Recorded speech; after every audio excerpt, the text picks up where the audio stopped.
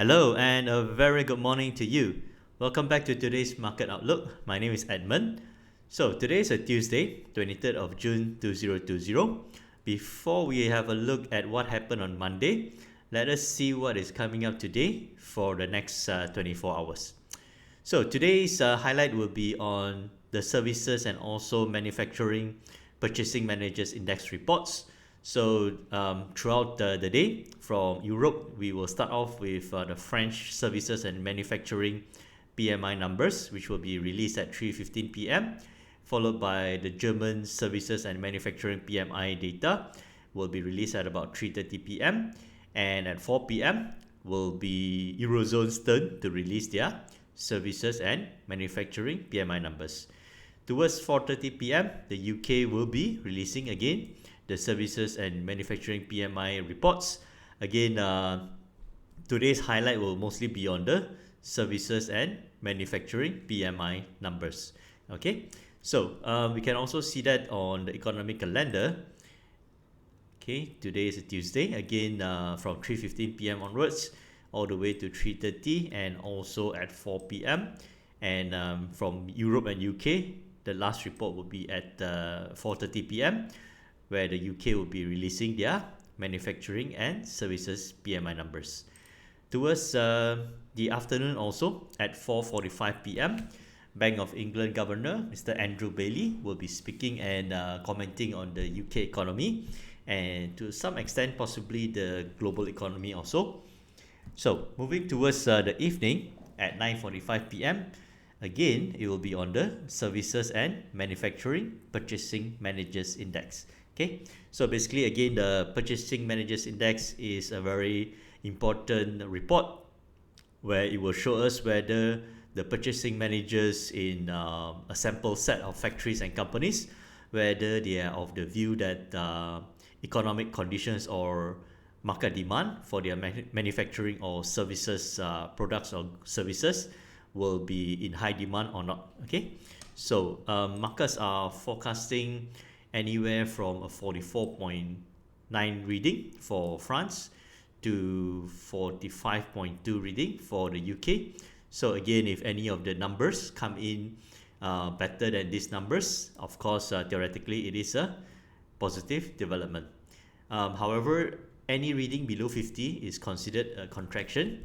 But considering that most of these countries and economies are on the way to recovery, again, as long as it is better than these forecasted numbers, it will be a good number for the currency. Okay. So US again 9:45 p.m. and towards 10 p.m. we will have new home sales figures for the US market, US economy, and also at 10 p.m. we will be having the Richmond Manufacturing Index. Okay. So I would say today's economic data is pretty busy and it should have a mild to major, medium to major impact on currencies such as the US dollar, the UK pound, the euro dollar, and also on gold prices. Okay, but the focus is more on currencies. So yesterday we can see that the UK pound actually strengthened about 132 pips from the Asian trading session all the way through the UK and also to the US market trading session. We're going to have a look at the technical charts analysis shortly. But just to recap for yesterday, the only news from the UK was actually, okay, here we go. Sorry.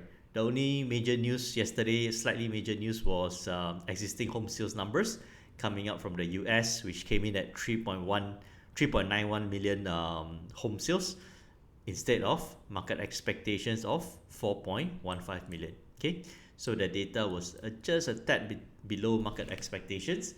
And of course, from the UK, industrial order expectations came in at negative 58, which was far worse than the negative 50 that the market expected. Okay, so other relevant news yesterday, we saw the US dollar weakening throughout the Asian, UK, and US trading sessions. During yesterday's market analysis videos, we were looking at the US dollar index in the morning session. Okay, so I believe I remember mentioning that Number one, the UK pound has, the US dollar has been strengthening for a while, and even on the H4 charts, it's been bouncing off the line for quite a number of times. And as of yesterday, okay, it was also bouncing off the H1, the 1 hour charts, and it found some resistance. Okay, and as of yesterday's video, at the time of analysis and uploading the video, we were looking at about 11 or 12 p.m. local Singapore and Malaysia time, which was here, and it was also showing that in the Asian trading session yesterday, the US dollar was weak. Okay, so it extended all the way until the UK trading session and towards the US trading session. Here we go at about 1400, again plus 5 is 19. 7 p.m. the US dollar continued to weaken. Okay, we're going to have a look and see in detail later on how it impacted the UK pound, the euro dollar, and also the movements of gold prices. So the US dollar was weak yesterday, dropping, and of course we as we saw just now, the US May existing home sales numbers declined by negative 9.7%, which was worse than market expectations of about a 5%